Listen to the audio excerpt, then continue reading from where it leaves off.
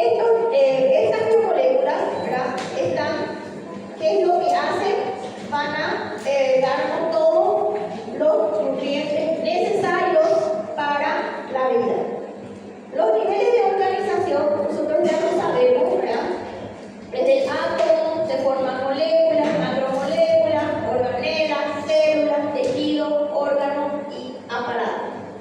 ¿Cómo nosotros lo vamos a clasificar a estas biomoléculas en medicina? De acuerdo a los tipos de patologías que se asocian a los diferentes tipos de biomoléculas, ¿verdad?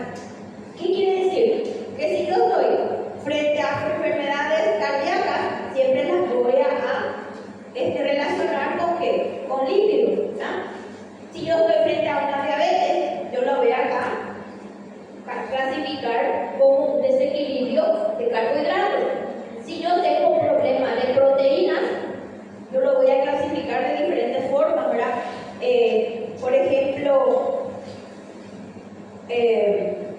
cuando tengo enfermedades genéticas, cuando hay una deficiencia hepática, cuando hay una deficiencia renal, cuando tenemos alteraciones, ¿verdad? En cuanto al equilibrio, como por ejemplo procesos que se determinan por el control de las hormonas. Entonces, todo esto, ¿verdad? Tiene que estar en equilibrio para que no haya ningún tipo de patología. Estos elementos nosotros los vamos a clasificar en primarios, secundarios y oligoelementos. Los compuestos vamos a tener, siempre nosotros vamos a estudiar el porcentaje, ¿verdad?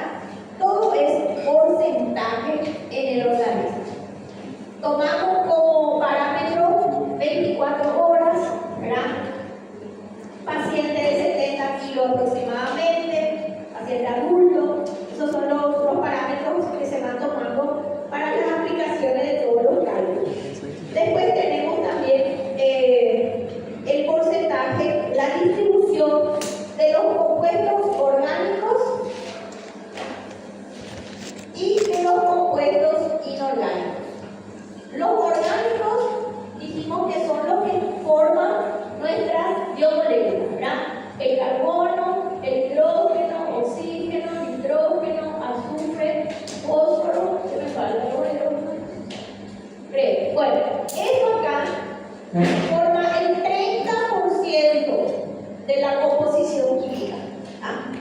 El inorgánico está formado por agua y por sales minerales.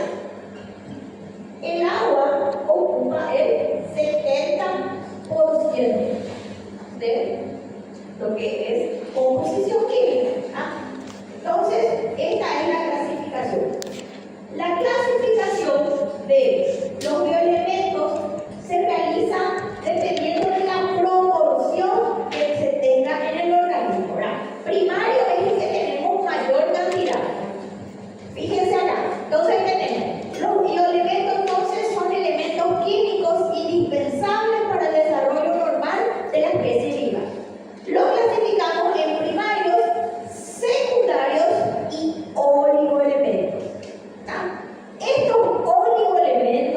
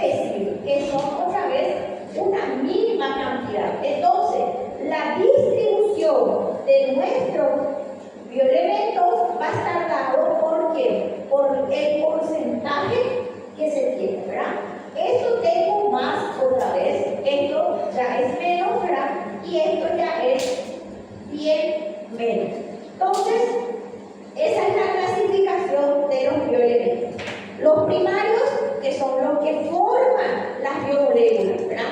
¿Y cuáles son esas biomoléculas? Carbohidratos, lípidos, proteínas y ácidos nucleicos. Los secundarios son los que ya, ¿verdad?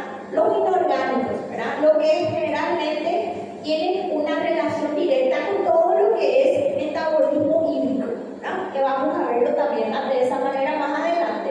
Y los oligoelementos que representan el 0,1, pero que actúan como cofactores, ¿no? Vamos muy bien. Bueno, el oxígeno, entre todos estos, el oxígeno es el que tenemos en mayor proporción otra vez a todo el resto. Fíjense, 65% es del oxígeno, 18,5% es carbono, 9,5% es hidrógeno y 3,3% es nitrógeno. Siempre hablamos de aproximación, ¿verdad? Eso ustedes saben porque tenemos muchos puntos de vista, ¿verdad? Entre una especialidad y otra. Entonces, las aproximaciones siempre las tenemos nosotros en cuanto a porcentaje. Calcio 1,5, fósforo 1,0, potasio 0,4, azufre 0,3%, cloro 0,2, sodio 0,2, magnesio 0,1, yodo, ¿verdad? El yodo que es un cofactor importantísimo. ¿Para qué? Para la síntesis de las hormonas tiroides, ¿verdad? Hierro para la síntesis de la hemoglobina, ¿verdad? Para la formación de la hemoglobina, que es el que capta el oxígeno. Si hay una deficiencia de oxígeno, vamos a tener deficiencia en cuanto al transporte de oxígeno, ¿verdad? Y después tenemos el zinc, también rastro, vestigio, ¿verdad? Es decir, poquísima cantidad. Bueno, entonces, vamos a los bioelementos secundarios, porque los bioelementos primarios o que forman la molécula las vamos a ver en forma de capítulos, ¿verdad? Carbohidratos es una unidad, lípidos otra unidad. Entonces, la parte de bioelementos secundarios, la parte de electrolitos, lo vamos a ver así de una forma, ¿verdad? Que ya forma parte del contenido. Bueno, acá tenemos dos elementos que ustedes prácticamente en todas las materias seguramente que ya están dando, ¿verdad? Bioestadística, biofísica, en fisiología, ¿verdad? La bomba del sodio y potasio, pero de diferente ángulo, o sea, de diferente forma de estándar.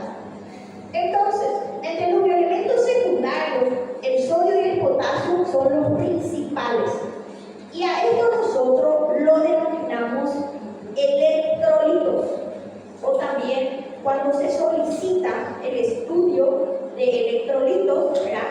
Corresponde a los bioelementos secundarios. ¿Qué hacen el sodio y el potasio? Están directamente relacionados con ¿qué? Con a ver si me pueden decir, mantiene la presión osmótica. ¿Y qué quiere decir eso? Mantiene el equilibrio, ¿verdad? Del fluido, entrada, salida. Entonces, mantiene el nivel de carga, ¿verdad? Entonces, cuando nosotros hablamos de los elementos secundarios, estamos hablando en medicina, la utilidad que le vamos a dar es la de dosar los electrolitos, ¿verdad? Que son los principales. Bueno, entonces vamos a ver cuáles son las funciones de esto acá. ¿En qué casos nosotros necesitamos hacer un protocolo o un dosaje de electrolitos? Se lo llama también ionograma. Puede ser también ionograma, ¿verdad? El dosaje de estos electrolitos acá. Bueno, entonces vamos a ver.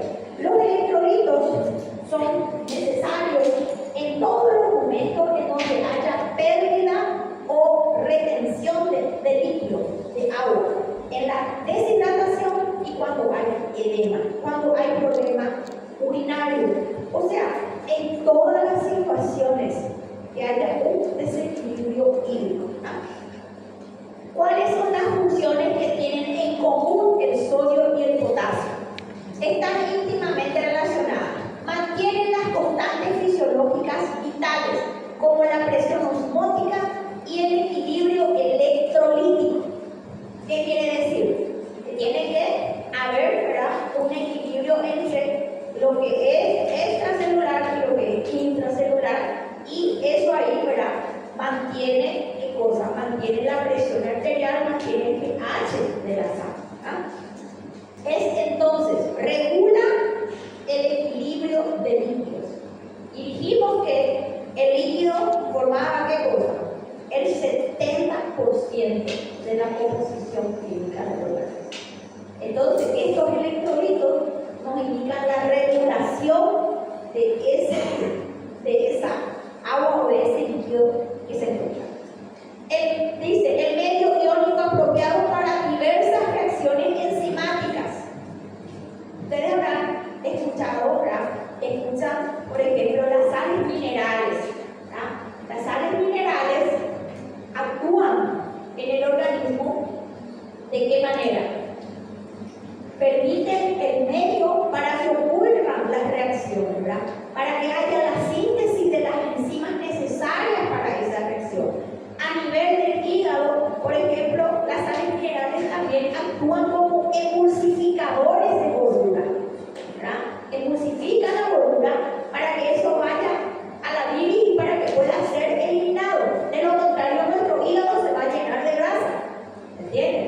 Entonces, ¿cuáles son esas sales minerales? El sodio, potasio, ¿verdad?, que mantienen ese equilibrio. Bueno, entonces, a eso se refiere el medio iónico apropiado para diversas reacciones enzimáticas, ¿verdad? Regulación del potencial de membrana.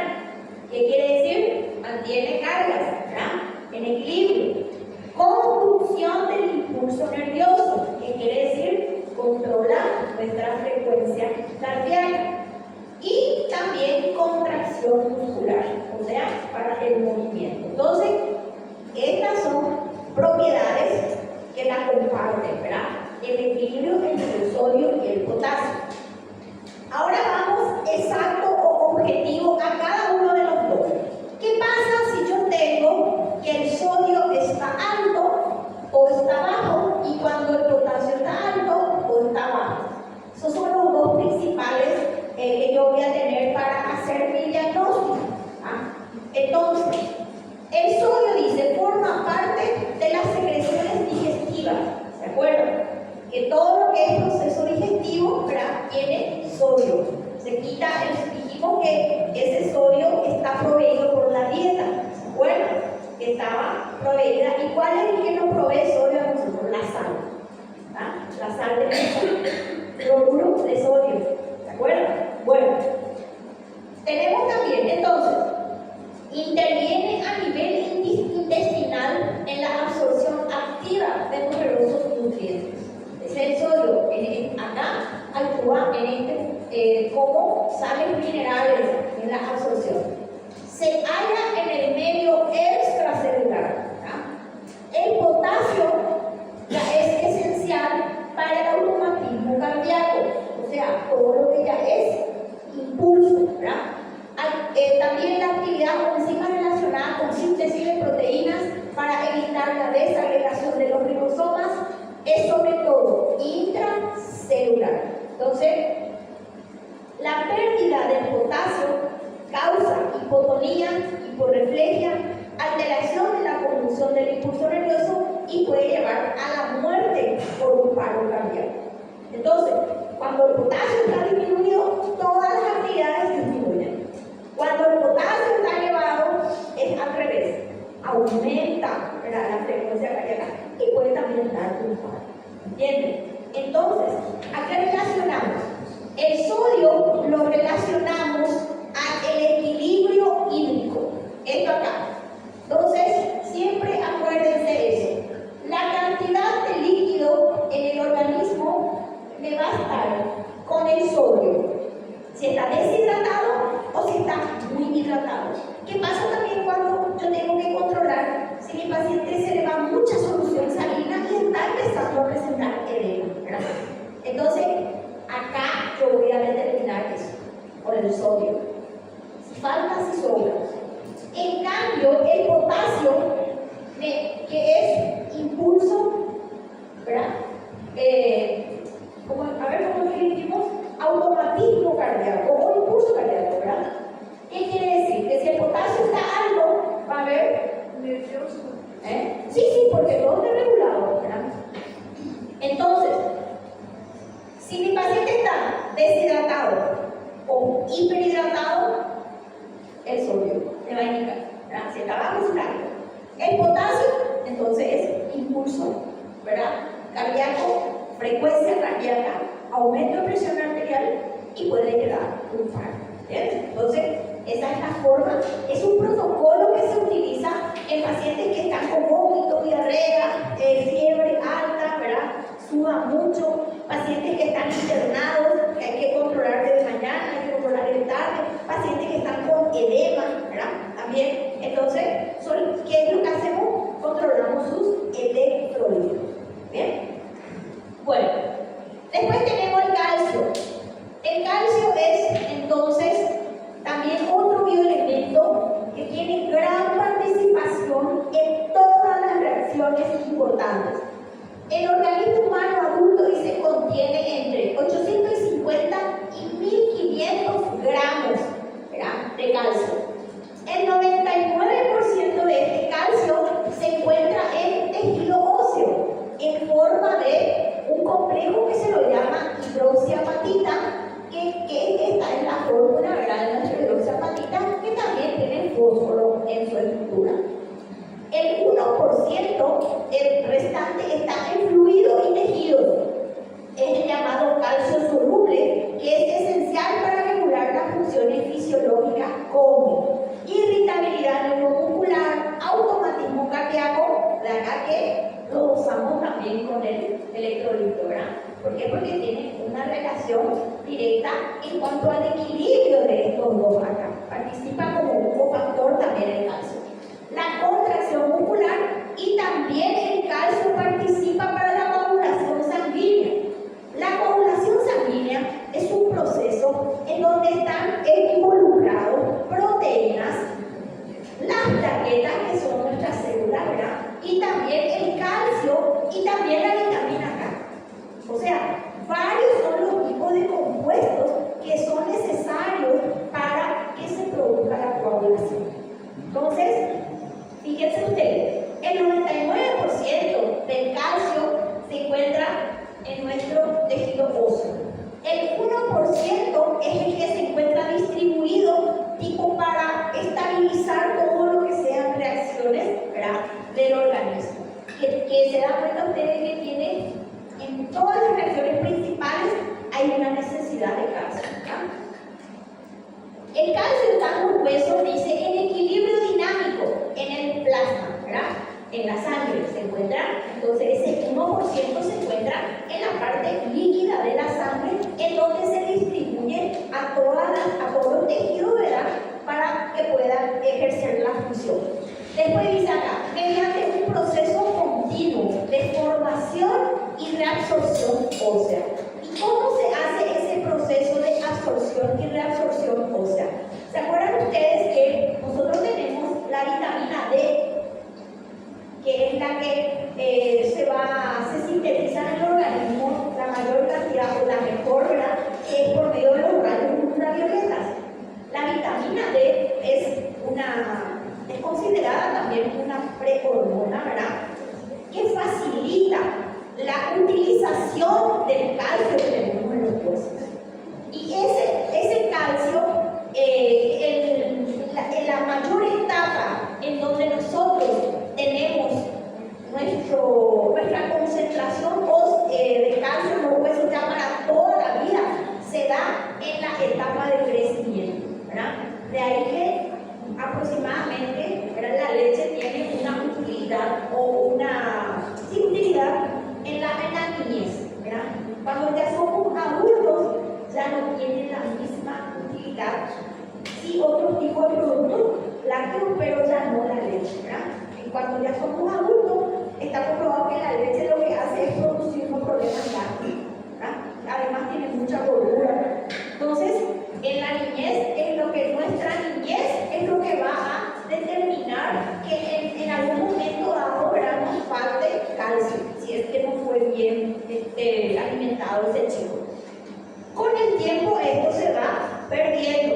va deteriorando, ¿verdad? Cuando llegamos a la vejez, entonces hay el aumento de riesgo de tener fractura, ¿verdad? Que es la osteoporosis. Entonces, esa es la forma, ¿verdad?, en donde actúa el calcio y cuáles son las funciones principales del calcio. Ahora vemos el magnesio, ¿verdad? Magnesio es sinónimo de energía, ¿verdad? Energía. Entonces dice, se localiza en el esqueleto y en los tejidos blandos, es un catión fundamentalmente intracelular. Interviene en más de 300 reacciones enzimáticas relacionadas todas con el metabolismo energético. Actúa como un cofactor. Interviene en el metabolismo proteico, la formación del AMP cíclico, ¿verdad? Es para ir formando el ATP, transporte a través de la membrana, transmisión del código genético, entre otras, ¿verdad? Pero fíjense ustedes que actúa en muchísimas reacciones enzimáticas. El magnesio en los vegetales forma parte de la molécula de clorofila, también interviene en la transmisión del impulso nervioso, ayuda a mantener la integridad del sistema nervioso central y su carencia produce irritación nerviosa, convulsiones, en casos extremos la muerte, ¿verdad? Problemas para dormir, temor en los párpados, problemas de piel, espasmos, ¿verdad?, dolores musculares, fatiga, alteraciones de humor, dolores de cabeza, deseos de alimentos específicos y también tenemos batimientos cardíacos irregulares cuando hay deficiencia de magnesio. El yodo es fundamental para la síntesis de las hormonas tiroideas, ¿verdad?, que son las T3 y las T4. Y estas hormonas tiroideas tienen, o sea, prácticamente regulan las funciones principales del metabolismo. Su deficiencia produce retardo en el crecimiento, ¿verdad?, en los chicos, alteraciones en el sistema nervioso, disminución del coeficiente intelectual, también, ¿verdad?, tiene mucho que ver con el control del sueño, del peso, del humor, ¿verdad?, de la temperatura corporal, la parte de fertilidad, todo está regulado por las hormonas tiroideas, ¿verdad? Algunas hormonas dependen del buen funcionamiento de las tiroides para que puedan también ejercer su función. Después tenemos el hierro. El hierro nosotros sabemos que es fundamental para formar nuestra hemoglobina, ¿verdad? ¿Y qué es la hemoglobina? Es la hemoproteína sanguínea necesaria para el transporte del oxígeno. Una molécula de hemoglobina tiene 4 grupos hemo, o sea, 4 moléculas de oxígeno. Por lo tanto, 4 moléculas de hierro que va a transportar 4 moléculas de oxígeno. Eso es lo que quise decir, ¿verdad? Acá tenemos el hierro. Estas son proteínas y este es el grupo hemo que tiene el hierro en su interior. Entonces, interviene en el transporte y mantenimiento del oxígeno. Esto es sanguíneo. La mioglobina es también un tipo de hemoglobina, ¿verdad?, pero es muscular, que vamos a hablar más adelante, ¿verdad? La mioglobina lo que hace es ceder oxígeno en caso en donde haya necesidad, pero al músculo durante la contracción. No cede oxígeno al torrente sanguíneo para que pueda ser llevado, ¿verdad?, a los músculos. No, solamente es para el músculo. Bueno, el hierro, por ejemplo, tenemos nosotros una reserva de hierro, ¿verdad? O sea, en realidad decimos una reserva porque la principal reserva de hierro se encuentra en el hígado. También tenemos en el vaso y en la médula ósea, pero esto ya se usa para otro tipo de reacción, ¿verdad? Este hierro no puede estar suelto, como todo, en el torrente sanguíneo ni en ningún lado, ¿verdad? Entonces, ¿cómo se encuentra? Unido a una proteína y forma la ferritina.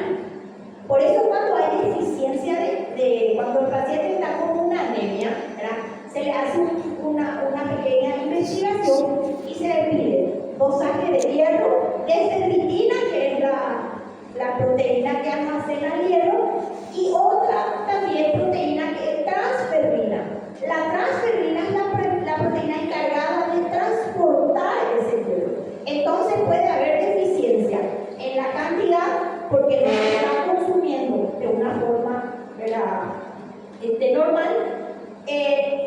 la reserva, no tenemos la reserva porque hay algún problema hepático, o puede ser también la proteína que traslada o que transporta el hierro. Entonces puede tener muchas causas, ¿verdad? La de la anemia férrica o ferropénica a causa del hierro. Bien, que también eso ustedes lo van a dar, creo que en hematología es lo que se estudia las anemias.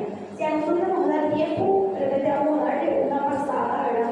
Pero ya el contenido es demasiado extenso y no se puede. Bueno, entonces tenemos que la ferritina sérica es un indicador de los depósitos del hierro, ¿verdad? Bueno, después tenemos el zinc también, que es esencial para actividades más de 70 enzimas. Entre las principales tenemos cicatrización, proceso de cicatrización, crecimiento de cabello, desarrollo muscular y también para el sistema inmunitario, para fortalecer el sistema inmunitario. Se lo relaciona entonces con utilización de energías, síntesis de proteína y también protección oxidativa. Después tenemos el cobre. El cobre forma parte, ¿verdad? Es necesario para la síntesis de la elastina, y la elastina es una proteína fibrosa que sujeta el colágeno, que es otra proteína, ¿verdad? Entonces se dan cuenta ustedes como todas